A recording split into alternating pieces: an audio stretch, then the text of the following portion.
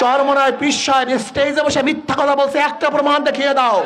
কোথায় নেশা খেলাম, কি মিথ্যা বললাম, একটা প্রমাণ দেখিয়ে দাও। একটা দুইটা না, যে চরমনায় পীর সাহেবের কাছে এসে হাজারো নেশাখোর তারা নেশা ছেড়ে দিয়েছে, হাজারো গাঁজাখোর কলকে ভেঙে ফেলেছে, হাজারো মদখোর মদের পিতা বোতলকে ভেঙে চুরমার করে ফেলেছে, হাজারো গুন্ডা বদমাশ ডাকাতরা আল্লাহর ওলি হয়ে গেছে। তাদের বিরুদ্ধে স্লোগান দাও, নেশা খায়, মিথ্যা বলে, পীর সাহেব চর্ব নেই। সময় আসতেছে গজবের, ছেড়ে দেন না। আশ্চর্য বিষয়, আজকে বিএনপির অবস্থা বক্তৃতা দেখলে আমরা নাকি চরের দল, আমরা নাকি ভণ্ড। পীর সাহেব চরমনার মাধ্যমে হাজারো ভণ্ড লোক হেদায়েত পেয়েছে। আশা করি ইনশাআল্লাহ এই কাফেলার মাধ্যমে তোমাদেরকে হেদায়েত করা হবে ইনশাআল্লাহ। সে সময় আসতেছে ইনশাআল্লাহ, অপেক্ষা করো। ইসলামী আন্দোলন বাংলাদেশ বাগেরহাট জেলা শাখা কর্তৃক আয়োজিত আজকের সম্মেলনে সম্মানিত সভাপতি,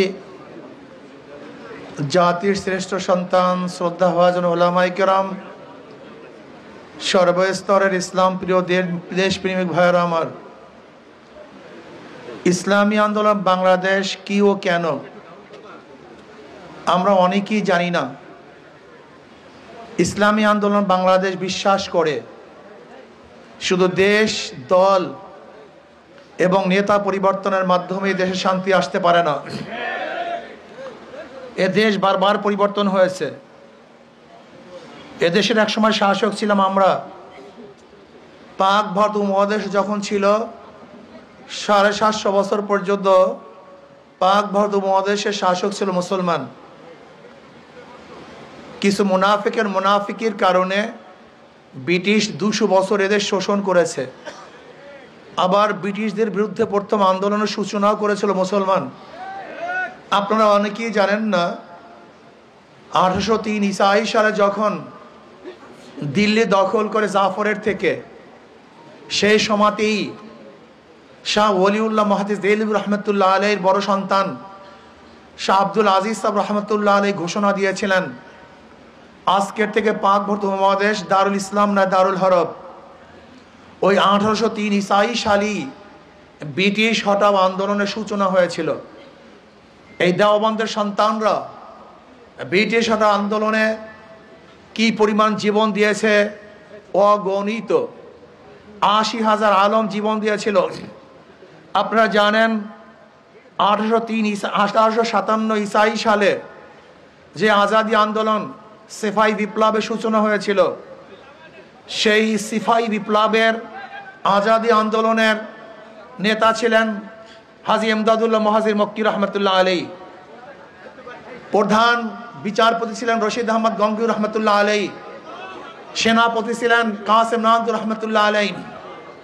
চাকরি চর থেকে শুরু করে খায়বার পর্যন্ত এমন কোনো গাছ ছিল না যে গাছের মধ্যে একজন আলেমকে ফাঁসিতে ঝুলানো হয় নাই।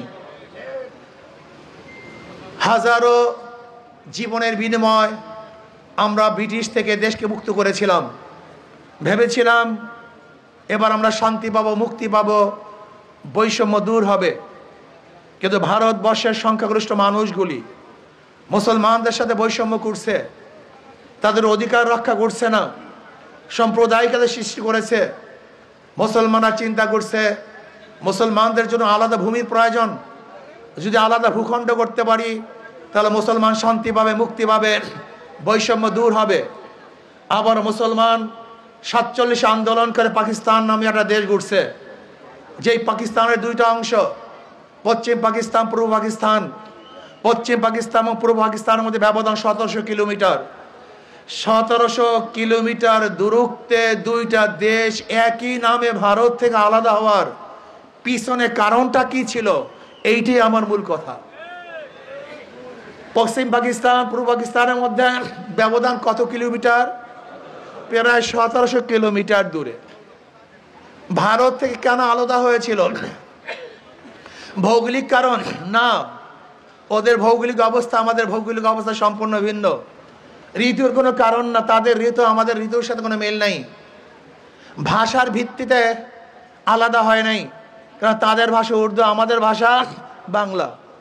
তাই দুইটা দেশ ভারত থেকে কি কারণে আলাদা হয়েছিল এটা মাথার মধ্যে রাখতে হবে। এটা ভুলে গিয়েছি। মূল সমস্যা এখানে, যেই জাতি তার নিজের পরিচয় জানে না, সেই জাতি সব জায়গায় হারবে, জিততে পারবে না। সব জায়গায় হোঁচট খাবে, কোনো জায়গায় বিজয় হতে পারবে না। কেন আলাদা হয়েছিলাম? ঋতুর কারণ নয়, ভাষার কারণ নয়, ভৌগোলিক কারণ নয়, শুধু একটাই কারণ, ওরাও সংখ্যাগরিষ্ঠ মুসলমান, আমরাও সংখ্যাগরিষ্ঠ মুসলমান।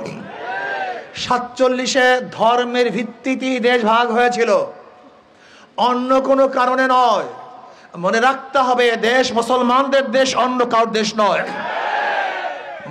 দেশ মুসলমানদের অধিকার সবার। বাজার করেছে আমি, বাজার করার অধিকার সবার। প্রতিষ্ঠান করেছে আমি, প্রতিষ্ঠানে পড়ার অধিকার সবার। রাস্তা করেছে আমি, হাঁটার অধিকার সবার। দেশ মুসলমানদের বসবাস করার অধিকার সবার। কিন্তু স্বীকার করতে হবে দেশ মুসলমানদের, অন্য কারণ না। অধিকার সবার, সেটা ভিন্ন কথা।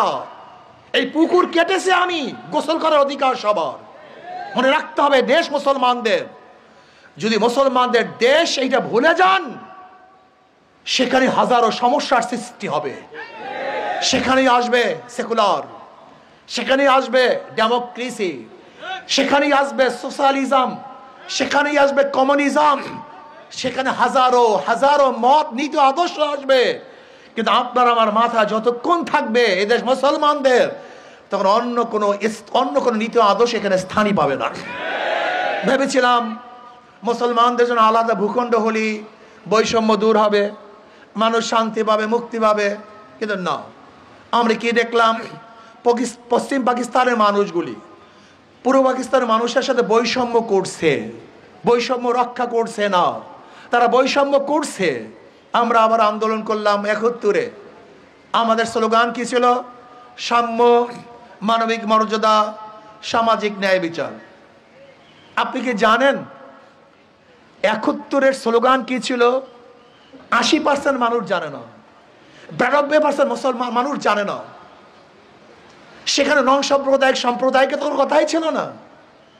71-এর স্বাধীনতার পিছনে 3টে স্লোগান ছিল: সাম্য, মানবিক মর্যাদা, সামাজিক ন্যায় বিচার। আমরা সবাই সমান, এদেশের যারা নাগরিক সবার অধিকার সমান। জেলে, কামার, মজদুর, ঋষি, তাঁতি, পুরুষ, মহিলা, মুসলমান, হিন্দু, বৌদ্ধ, খ্রিস্টান, যারা এদেশের নাগরিক হবে প্রত্যেকের অধিকার সমান। চিকিৎসার অধিকার, বলেন, চিকিৎসার অধিকার সমান। বাসস্থানের অধিকার, বস্ত্রের অধিকার, খাদ্যের অধিকার, সব কিছু সাম্যতা চাই। সব জায়গায় সাম্যতা চাই। চাকরির মধ্যে সাম্যতা চাই, হাঁটার মধ্যে সাম্যতা চাই, চলার মধ্যে সাম্যতা চাই, খাদ্যের মধ্যে সাম্যতা চাই, বস্ত্রের মধ্যে সাম্যতা চাই, চিকিৎসার মধ্যে সাম্যতা চাই। আমরা সাম্যতা চাই। কিন্তু আমরা কি দেখেছি? তারা সাম্যতা রক্ষা করছে না। আজকে আশরাফুল মাখলুকাতের মর্যাদা নেই, এর জন্য মানবিক মর্যাদা। আশরাফুল মাখলুকাত, চাই সে ন্যাংরা হোক, লুলা হোক, বোবা হোক, কানা হোক, কোরা হোক, ঋষি হোক, কামার হোক, মজদুর হোক, চাষি হোক, সে আশরাফুল মাখলুকাত। তাকে শ্রদ্ধা করতে হবে, তাকে সম্মান দিতে হবে, তাকে মহাব্বত করতে হবে, ভালোবাসতে হবে। কিন্তু আমরা কি দেখেছি?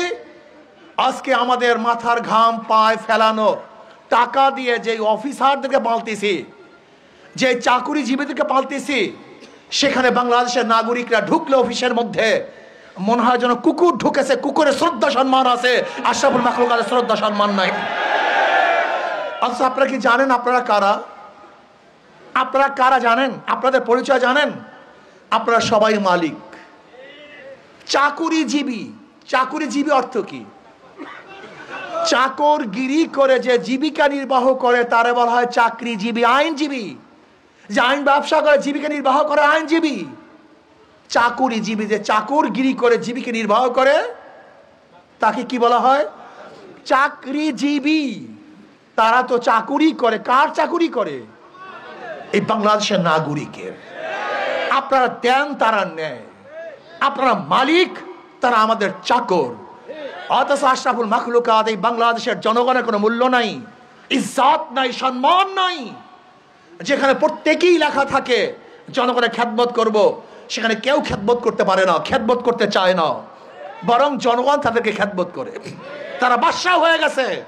না, আমরা চাই এই মানব শক্তির মর্যাদা দিতে হবে। এরা সম্মানিত ইজ্জাতওয়ালা যেই হোক না কেন, সে ঋষি হোক, কামার হোক, মজদুর হোক, চাষি হোক, চামার হোক, শ্রমিক হোক, আশরাফুল মাখলুকাতকে শ্রদ্ধা করতে চাই, সম্মান করতে চাই, ইজ্জত দিতে চাই। বিশ্বাস করেন, আমার মনে চায় বাংলাদেশের প্রত্যেক নাগরিক যখন সম্মানিত হবে, ইজ্জতওয়ালা হবে, তখনই আমাদের আন্দোলন সাকসেস হবে, আমাদের আন্দোলন কামিয়াব হবে। মানবিক মর্যাদা, সামাজিক ন্যায় বিচার, আমরা ন্যায় বিচার প্রতিষ্ঠা করতে চাই। আজকে ন্যায় বিচারের অবস্থাটা কি? যদি দল করেন, হাজারো খুন করবেন, মুক্ত আকাশে ঘুরবেন, আর দল করবেন না, হাজারো ভালো থাকলেও জেলের মধ্যে আবদ্ধ হবেন, আয়না ঘরে থাকবেন, ফাঁসির নিচে ঝুলবেন। এর নাম সামাজিক ন্যায় বিচার না। আমাদের সুপ্রিম কোর্টের সিনিয়র আইনজীবী আছেন আতিয়ার রহমান সাহেব, আপনারা ওনাকে চিনেন না অনেকেই। উনি ঢাকা ইউনিভার্সিটির আইন বিভাগে ফার্স্ট হয়েছিলেন। ঢাকা ইউনিভার্সিটির আইন বিভাগে ফার্স্ট হয়েছিলেন তিনি, অনেক বড় আইনজীবী। ওনাকে প্রশ্ন করুন, যখন দল চলে যায় তখন যেই দলের লোক জেলে ছিল সব বের হয়ে যায়, যাদের বিরোধী লোক ছিল সবাই বের হয়ে যায়, আর যখন ক্ষমতার থেকে চলে যায় ওই সরকারি দলের সমস্ত লোক জেলের মধ্যে ঢুকে। এটার নাম আইন? এর নাম আইন? এটা তো আইন না। আমরা কি দেখেছি, আজকে যারা বিচারক তারা আইন দেখে কলম ঘুরান না, বরং ক্ষমতা দেখে কলম ঘুরান। এর নাম বিচারক নয়।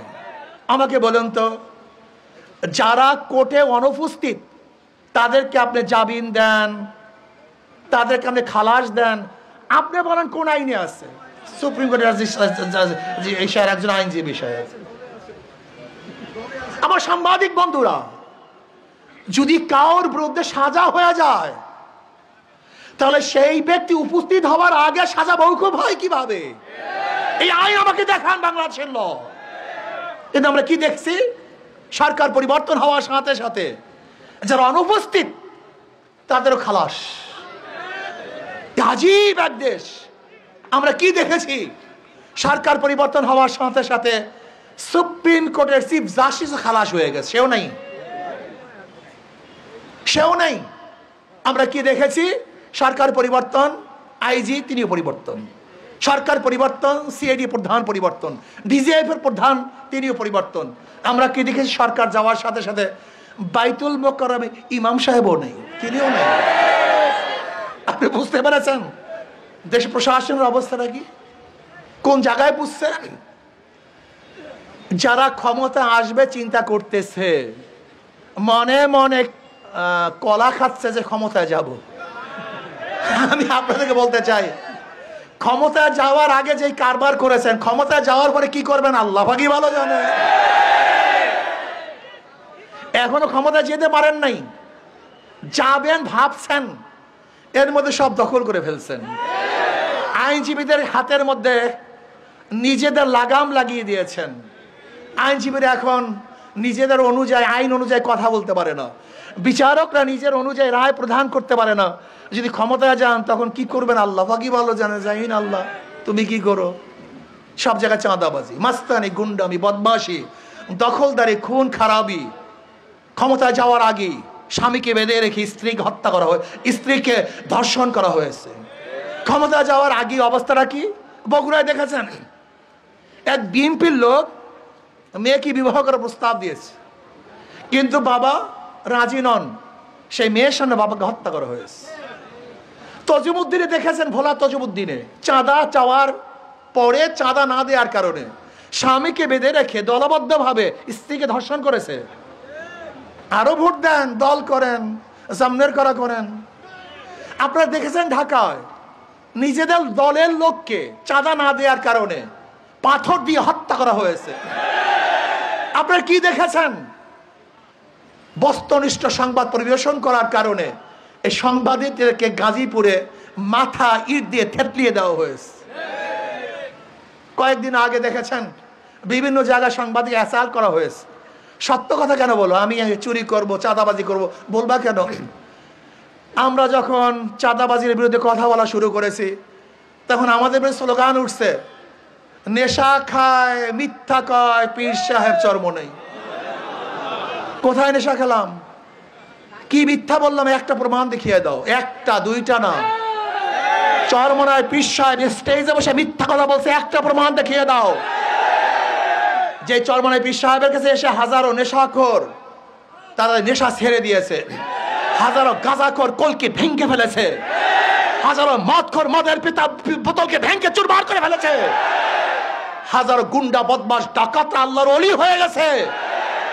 তাদের বিরুদ্ধে স্লোগান দাও, নেশা খায়, মিথ্যা বলে, পীর সাহেব চরমনাই। সময় আসতেছে গজবের, ছেড়ে দেন না। আশ্চর্য বিষয়, আজকে বিএনপির অবস্থা বক্তৃতা দেখলে আমরা নাকি চরের দল, আমরা নাকি ভণ্ড। পীর সাহেব চরমনাইয়ের মাধ্যমে হাজারো ভণ্ড লোক হেদায়েত পেয়েছে। আশা করি ইনশাআল্লাহ এই কাফেলার মাধ্যমে তোমাদেরকে হেদায়েত করা হবে ইনশাআল্লাহ। সে সময় আসতেছে ইনশাআল্লাহ, অপেক্ষা করো। এক সাংবাদিক আমাকে প্রশ্ন করেছে, হুজুর বিএনপির এত ভোট। আমি বলি না, বিএনপির কোনো ভোট নাই। হুজুর কি বলেন, এত ভোট, সব জায়গায় সংগঠন। আমি বললাম বিএনপির কোনো ভোট নাই। এক সময় ভোট ছিল মুসলিম লীগের, এরপরে ভোট আসছে আওয়ামী লীগের, এরপরে ভোট চলে গেছে বিএনপির, এরপরে ভোট চলে গেছে জাতীয় পার্টির, এরপরে ভোট চলে গেছে জোট সরকারের কাছে। বিএনপির ভোট কই? ভোট তো পরিবর্তনশীল। জনগণ কেন ভোট দেয়? তার নিরাপত্তার জন্য। এই যে ঢাকা ইউনিভার্সিটিতে ছাত্রীরা কেন ভোট দিয়েছে? সবাই কি সেই দল করে? না, সবাই সেই দল করে না, নিরাপত্তার জন্য ভোট দিয়েছে। ঢাকা ইউনিভার্সিটি নির্বাচনে হারছে কারা? বামপন্থীরা হারছে, রাম বামেরা ডুবছে এবং ভারতের কবর রচনা হয়েছে। এটা অন্য কিছু বিজয় নয়, এটা রাম বামদের বিরুদ্ধের বিজয়, এটা ভারতের কবরের বিজয়। মনে রাখতে হবে, এদেশের মানুষ, জনগণ কেন ভোট দেয়? নিজের জান মাল ইজ্জাতের রক্ষার জন্য। আমাকে অনেকেই প্রশ্ন করে, হুজুর আওয়ামী লীগের নেতারা পলায়ন করেছে, কিন্তু অনেক ভোটাররা তো পালায় নাই, তাদের ভোট কোথায় যাবে? আমি বললাম, যাদের কাছে তাদের জান মালে নিরাপত্তা আছে তারা তাদেরকে ভোট দেবে। ওরা জানে কার কাছে জান মালে নিরাপত্তা। বাংলাদেশের হিন্দুরা জানে কাকে ভোট দিলে তারা নিরাপদ থাকবে, তাদের জান মাল ইজ্জাতের কোনো ক্ষতি হবে না, তাদের সুন্দরী মেয়েগুলি রাস্তায় হাঁটলে ইফটিজিং এর শিকার হবে না, হিন্দু মেয়েরা ধর্ষিত হবে না, তাদের বাজারকে লুটপাট করা হবে না, ব্যবসা বন্ধ করা হবে না। কাদের কাছে নিরাপদ তারা ভালো মতো জানে। তারা জানে ওদের মার্কার মধ্যে ধোঁকাবাজি।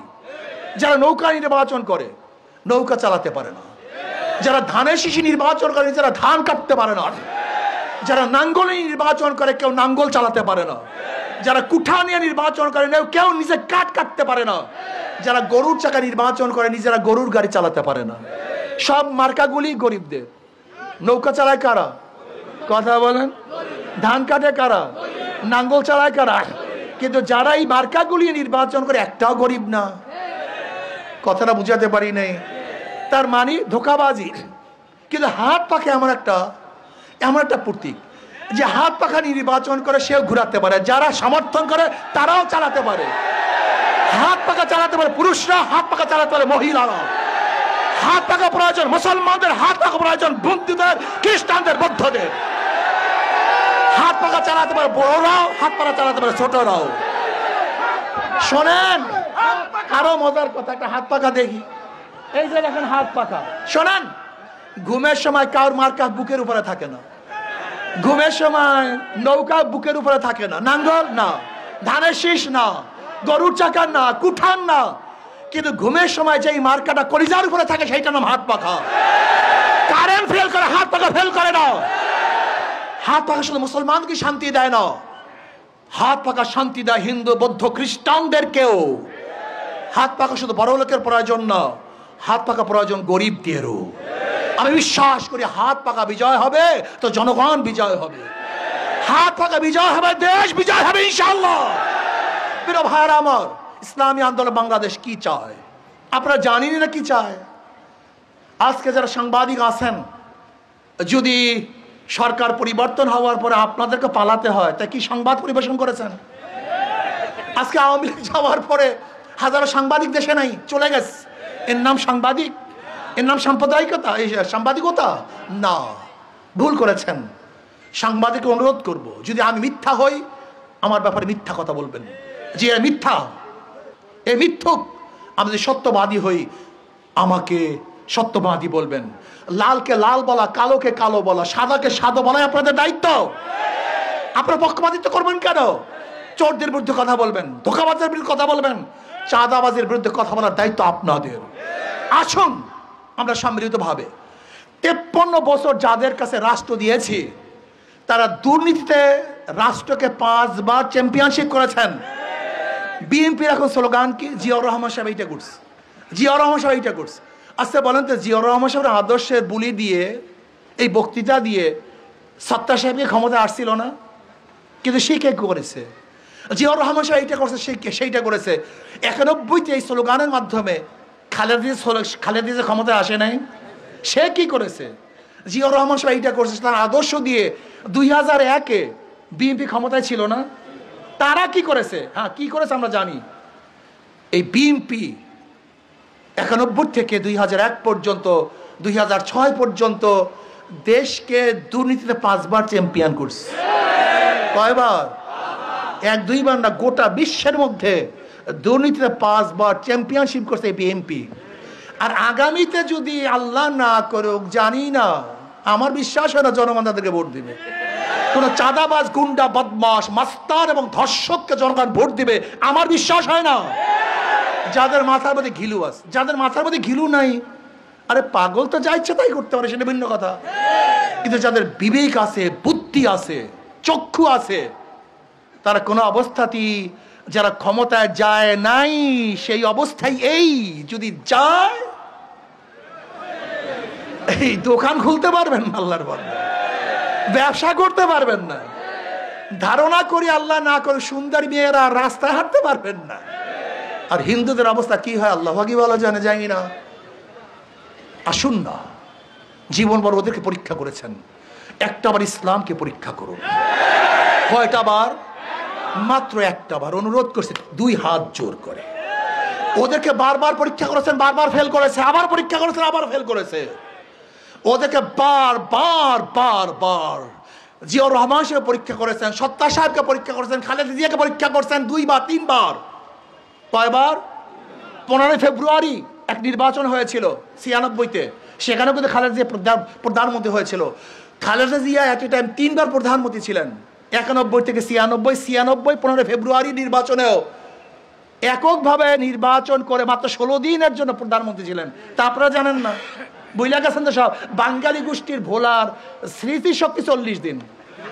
এই যে আওয়ামী লীগ যা কিছু ঠ্যাঙ্গাইছে 40 দিন পর সব ভুলা যাবে, কোনো টেনশন নেই, এটাই ফেরেস্তা। এটা এই জাতির অভ্যাস, এটা সব ভুলা যায়, এরা ভোলা গোষ্ঠী।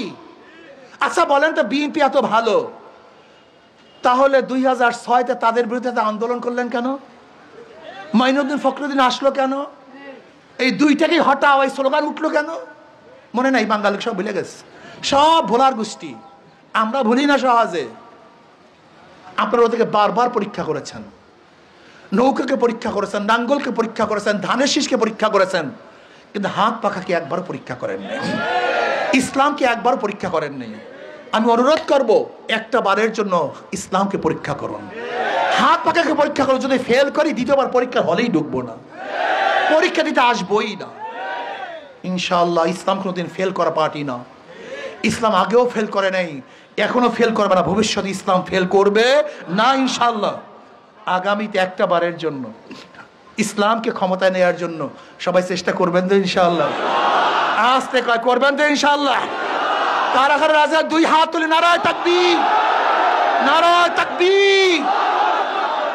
প্রিয় ভাইরা আমার শেষ কথা, আমার কাজ কি, আপনার কাজ কি? আপনারা যে কাজ, আমার একই কাজ। এখন থেকে দাওয়াত আমাদের বাগেরহাট। শোনেন, একটা কথা বলতে হয়, আমি নির্বাচন কমিশনকে বলবো, আপনি যেইভাবে ভাগ করেছেন, এই অঞ্চলের জনগণ এইভাবে ভাগ চায় না। আর আপনি ভাগ করেছেন জনগণের স্বার্থের জন্য। যেখানে জনগণের স্বার্থ বিপন্ন হবে সেই ভাগ কোনো অবস্থাতে ঠিক হবে না। কাজে জনগণ যেইভাবে ভাগ চায় সিটের ভাগগুলি সেইভাবে ভাগ করতে হবে। বিগত 4 সিট যেইভাবে ছিল সেই অনুযায়ী আমাদের প্রার্থী হলো 1 নম্বরে কই কাগজটা কই নম্বর হলো আমাদের মুজিবুর রহমান শামীম সাহেব। আসেন, শেখ মুজিবুর রহমান শামীম সাহেব সাবেক সফল উপজেলা চেয়ারম্যান, সাবেক উপজেলা চেয়ারম্যান, আল্লাহ এনাকে কবুল করে নেন। 2 আলহা Sheikh Atiar Rahman advocate, senior advocate, উনি অনেক জায়গার সভাপতি ছিলেন, অনেক উপর দায়িত্ব পালন করেছেন। চেহারা না যেন মনে হয় যেন ডাইরেক্ট ফেরেস্তার মতো, কথা ঠিক না? কি ভাবছেন এই সমস্ত লোকগুলি যদি সংসদে যায়, সেই সংসদটা একদিন ফেরেস্তা তুল্য সংসদ হবে, জান্নাতের বাগিচা হবে ইনশাআল্লাহ। চোর মুক্ত সংসদ হবে, ডাকাত ধর্ষক মুক্ত সংসদ হবে এবং দেশের কল্যাণমূলক সংসদ হবে। আমাদের জানেন আমাদের বাগেরহাট 3 থেকে অধ্যক্ষ শেখ জিল্লুর রহমান বহুত বড় শিক্ষিত, ইনশাআল্লাহ উনি নির্বাচন করবেন। আর বাগেরহাট 4 থেকে আমাদের জনপ্রিয় বক্তা, সবাই তাকে চেনেন, হযরত মাওলানা ওমর ফারুক নূরি সাহেব, আল্লাহ সবাইকে কবুল করে নেন। আর আমরা চেষ্টা করতেছি এখন সংসদীয় আসনগুলি আগের মতোই করার জন্য। এরপর আমি বলবো যারা যে দায়িত্ব দেওয়া আছে সমস্ত দায়িত্বশীল আপনাদের স্ব এরিয়ার মধ্যে আপনারা কাজ করবেন, সর্বোচ্চ কাজ করবেন। আর যদি ইনশাআল্লাহ আগামীতে সম্মিলিত ইসলামী জোটগুলি ঐক্যবদ্ধভাবে যদি একটা বাক্স দিতে পারি তাহলে শিয়ালরা এই দেশ থেকে পালাতে বাধ্য হবে। আল্লাহ আমাদের সবাইকে কবুল করে নেন। আল্লাহুম্মা